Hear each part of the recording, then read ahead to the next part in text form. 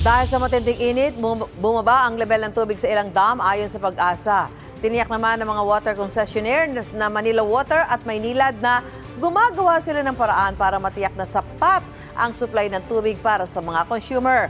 May unang balita si Dano Tingkungko. Dahil ilang buwan nang walang ulan, natutuyo na ang mga tanim na mais at mani sa Dilasag, Aurora. Sa Ilagan, Isabela, napansin ang pamunuan ng Eco Park ng lokal na pamahalaan na bumaba ang level ng tubig sa ilog doon. Maging ang Angat Dam na pangunahing pinagkukunan ng tubig sa Metro Manila, bumaba ang level ng tubig. Sa tala ng Pag-asa Hydrometeorology Division, ang lahat ng dam maliban sa Angat, Ipo at Lamesa mas mababa sa level na sapat para makapag-supply sa mga bahay at sakahan.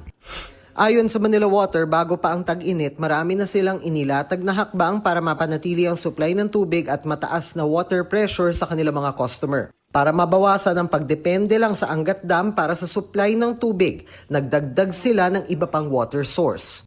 Yung mga water sources natin ngayon are much more kesa yung mga dati. When you look at water resource management, this is a spectrum. At hindi ito a matter of supply management alone. Isang supply side at isang demand side. We're trying all our best to be able to find additional water sources. Payo ng Manila Water sa publiko, isa sa mga mahalagang hakbang ng pagtitipid sa tubig ang pagtiyak na maayos at walang tagas o sira ang plumbing system sa bahay.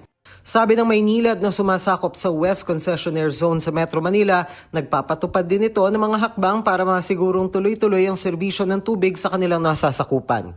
Ito ang unang balita, Dano Tingkungko para sa GMA News.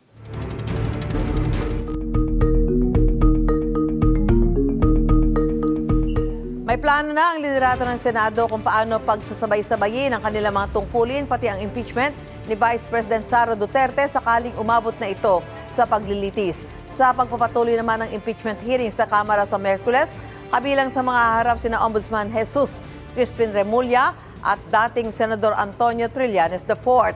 May unang balita si Jonathan Andal. Ang mga umano'y unexplained wealth o di may paliwanag na yaman ni Vice President Sara Duterte ang tatalakayin sa ikalawang pagdinig ng House Justice Committee sa impeachment complaint laban sa kanya sa Miyerkules, April 22. Sabi ni Ombudsman Jesus Crispin Remulla, dadalo siya sa pagdinig, dala ang mga SALN o Statement of Assets, Liabilities and Net Worth ng bise. I will show up for a while. Kailangan magsasagot na ng mga tanong yung person in charge of the documents of the Kasi wala ka ombudsman. namang kwan doon eh. Wala akong kilalaman. Institutional yun.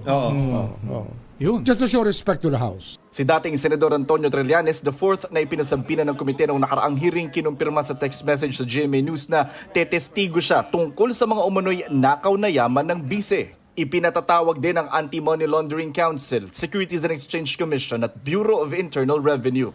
Pag na-establish sa mga bank accounts, sa financial documents, yung pong kaso on unexplained wealth, yung pong kaso on SALN violations, rising to a level of betrayal of public trust, mabubuo po namin sa darating pong pagdinig. Kapag lumusot ito sa Kamara at umakyat sa Senado, paano kaya ito isasabay ng mga senador sa kanilang trabahong gumawa ng batas? Paano kala ni Senate President Pro Tempore Ping Lacson gawin ang impeachment trial tuwing Lunes, Miyerkules at Biyernes simula alas 3 ng hapon? Tuwing Martes at Huwebes naman ang Senate session at tuwing umaga naman nila gagawin ang mga committee hearing. Halos kapareho ito ng naunang panukala ni Senate President Tito Soto. Pero para kay Soto, araw-araw ang impeachment trial, Lunes hanggang Biyernes alas 3 ng hapon. Ang lahat ng legislative duties, sabi ni Soto, Lunes hanggang Miyerkules alas 9 ng umaga hanggang 1:00 ng hapon. Samantala, kinuwestiyon at kinontra ni Senador Lacson ang sinabi ni Attorney Salvador Panelo, dating Presidential Legal Counsel ng Duterte Administration, na pag umabot aniya sa Senate impeachment trial, tiyak ng bobotong guilty sina Senador Lacson at Soto, pati na sina Senator Risa Ontiveros at Kiko Pangilinan. Tinawag ni Lacson na nonsensical o walang katuturan ng pahayag ni Panelo. Tinawanan naman yan ni Panelo. Nasaktan yung mama sa katotohanan. Masyado naman siyang balat sibuyas. I was not making a premature statement on his impeachment vote. It was an opinion based on his demeanor as a senator. Itong unang balita, Jonathan Andal, GMA News. Muling tinanggihan ng Iran ang alok na peace talks ng Amerika sa gitna ng gulo sa pagitan ng dalawang bansa.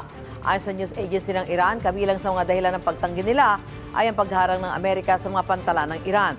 Itinuturing nila yung paglabag sa kasalukuyang ceasefire. Kahapon, inanunsyo ni US President Donald Trump na magpapadala siya ng mga kinatawan sa Pakistan para makipagkasundo at aatake kung tatanggihan ng Iran ang kanilang kondisyon. Tinawag din ni Trump na total violation sa ceasefire agreement ang pagpapaputok ng Iran sa ilang barko sa Strait of Hormuz. Nitong Biyernes, binuksan ng Iran ang Strait of Hormuz para sa mga commercial vessels, pero isinara rin muli nitong Sabado dahil sa ginawang paghaharang ng Amerika sa mga barko ng Iran.